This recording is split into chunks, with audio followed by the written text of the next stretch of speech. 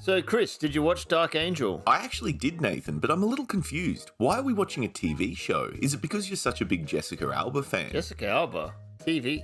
No, man, the movie with Dolph Lundgren, Dark Angel. A movie with Dolph Lundgren? Oh no, we're doing it, aren't we? Yeah, we're gonna talk trash about trash.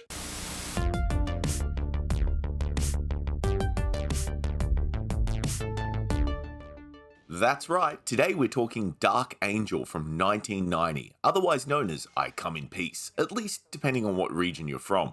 Where do you think they came up with that second title, Nathan? Because he says it about 15 times during the film. I come in peace.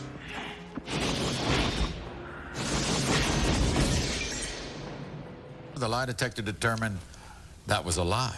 Look, I had a bit of a problem with my copy. What's your one called? Dark Angel. Just Dark Angel. Oh, lucky you. My box says Dark Angel, but my actual film print says I Come in Peace. If that's not a sign of quality, I don't know what is.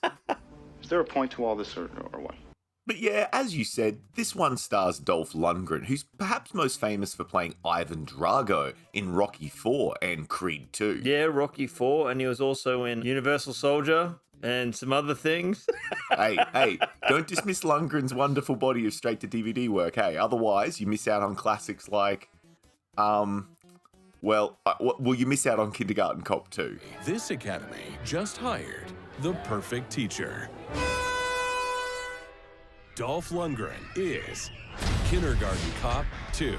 So, in many ways, this movie is almost like two different films mushed together, hey? Well, at first, it's a good old-fashioned, like, action drug war movie where he's a cop investigating this big drug ring and his partner gets killed. Yeah, Lundgren and his partner have been trying to work undercover to arrest the biggest drug lord in the city, but it all goes wrong on the night of the big bust, because Lundgren notices across the street there's a robbery going on, and our hero really wants to make sure people are safe. So what does he do? Lundgren goes over and does some roundhouse kicks to save the day. His police-sanctioned twirl kicks. I mean, like, literally, they've got guns. He's got a gun, and he just comes in and goes, yeah, does like a roundhouse He kick. loves his roundhouse kicks in this movie. He must have just learnt how to do it. So he's like, let me do another one. Oh, look, I'm pretty sure you're not far off the mark, because from what I've seen of Lundgren, he likes to put his martial arts skills into everything he does, even if it's not entirely relevant. A little less conversation, a little more action, please. A few moments later.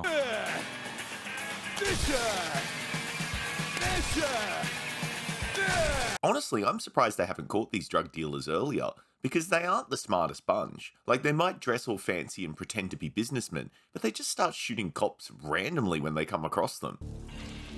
Throw down your weapons! Now!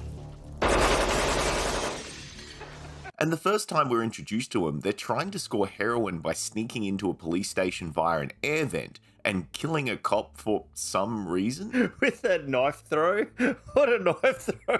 It just seems so ludicrous to use the knife. Like, what if he had missed? He'd just be standing there awkwardly with the police officer. There's got to be something better you can use. Yeah, use like a silenced pistol. Oh, I mean, that would be the smart thing to do, but these guys aren't really the brightest bulbs in the bunch. I mean, they're dressed up as police so that they can legitimately sign out the heroin, but it's like, you snuck into the building, just sneak out again. Why do you need to go through the front desk and sign everything out? Yeah, just go back out through the vent. And then why did they blow the whole building up after they left? Oh, so that there's no witnesses? But it's like, you're wearing a disguise. What was the point of the disguise? You just look like cops taking evidence. You're right. It's a bad plan. But yeah, these drug dealers end up killing Lundgren's partner, which in turn allows him to show off his acting chops. Come on, man! Come on! Come on! We did 20 takes, and that was the best one.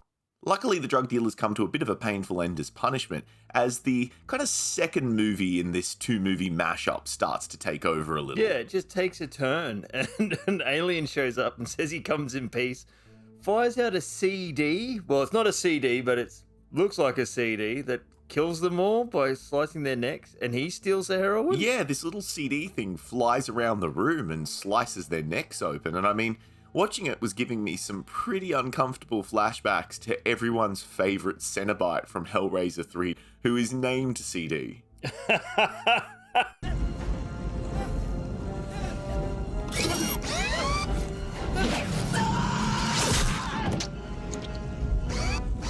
So this alien has a pretty weird weapon, and the whole thing really feels out of left field to the drug plot. I mean, there's been little hints to the alien earlier with a few scenes here and there, but for the most part the runtime has been dedicated to the Lundgren and the big drug dealer, big drug boss plot. And I mean, even though it feels a little odd, this is the movie now. It's just going to be a mix of sci-fi and crime from here on out. Yeah, and now it's, exactly that. It's just alien steals heroin, drug kingpin thinks it's the cops that did it. Cops are like, no, we didn't do it. It's starting a drug war, and there's an alien there. I mean, the alien does have a little bit of a motivation at least, because he's using the heroin to inject into people so he can harvest their brain juice. Yeah, they're endorphins, I think they say, and like, he uses a hell of a lot of heroin and he makes a little vial of stuff. Like, wow. To be fair, it is meant to be worth a lot on the alien black market, but regardless, how do we learn a lot of this exposition? Well, another alien just shows up to tell us. Who are you? An officer in the law. Like you. What does he want? Marcy.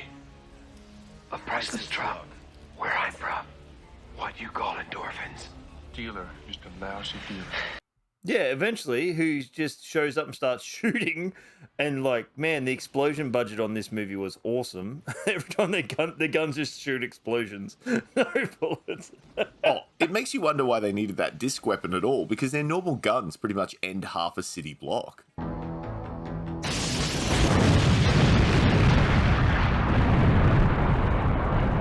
But yeah, most of the movie follows Lundgren and a new partner who is an FBI agent, who I guess is supposed to play foil to Lundgren's schlubby cop.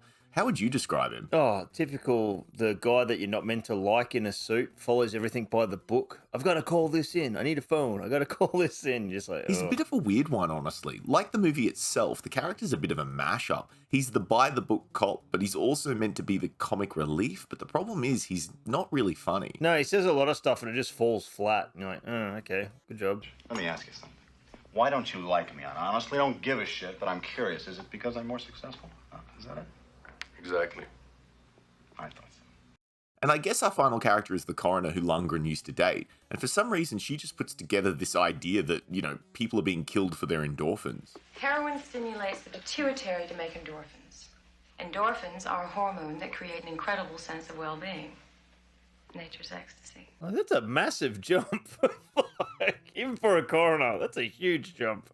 Oh, let's be honest here. The movie is just telling us what we need to know to get us moving into an action scene. But like, all the action scenes just stop. There's no action scene. I can't remember any where it's like come to a natural conclusion, sort of like it goes for a while and then it peters out. It's just like they start running down an alley and they're like, who the hell was that? And then it cuts to them back at the police station or something. You're like, what? What's going on? The guy just ran down the alley. Chase him, damn it. Oh, totally. But coming up with bridging scenes and shooting them is hard work, Nathan. And we know most of the effort for this movie was put into explosions.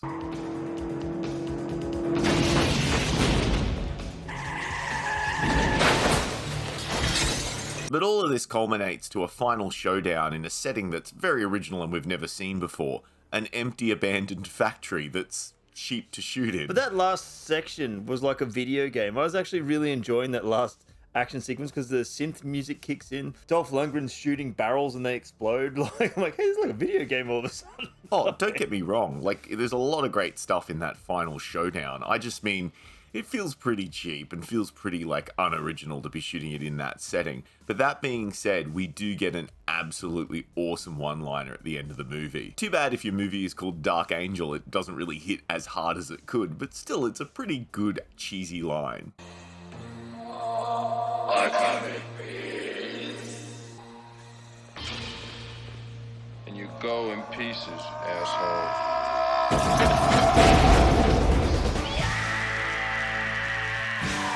But yeah, that's about it for plot. I mean, everything's wrapped up in a neat little bow pretty easy and pretty quickly. And it can't even wait to end the movie. The bad dude's literally still burning in the background and he's like, let's go to Rio. And they all laugh and the credits start rolling. Well, I was thinking of Rio. No.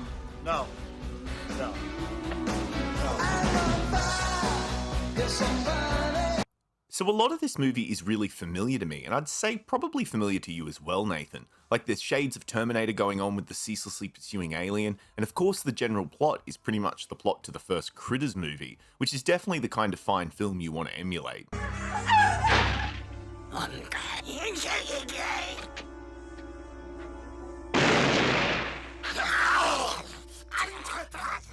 But if I had to guess, I'd say there's a movie in particular this reminds you of. Yeah, it feels like a cleaner version of Split Second, if that makes sense. Yeah, which is a great film we've done a synbio on in the past. That's a buddy cop movie mashed with another genre as well. But with Split Second, it's not an alien, but rather a demonic kind of entity thing. They never really explain what it is, the presence by the end. That's kind of left unsaid, but that's got more of a darker, dingier feel to it, and I like the characters more in that one. Oh, it's funny you bring up the characters, because that's what I was going to say. The biggest difference between the two movies is that Split Second actually takes the cliche setup of a buddy cop film and subverts expectations.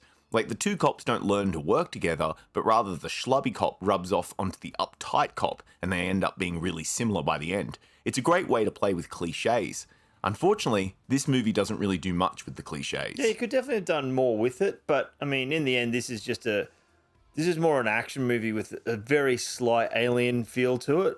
Like, they don't even try to make the alien look alien. They give the dude contacts, and he's like, what, 7.5 feet tall? That's what makes him alien. Which is, to be honest, pretty loose criteria when you realise he's wearing huge jumbo boots as well. By those standards, anyone from Kiss is an alien, which really isn't that intimidating.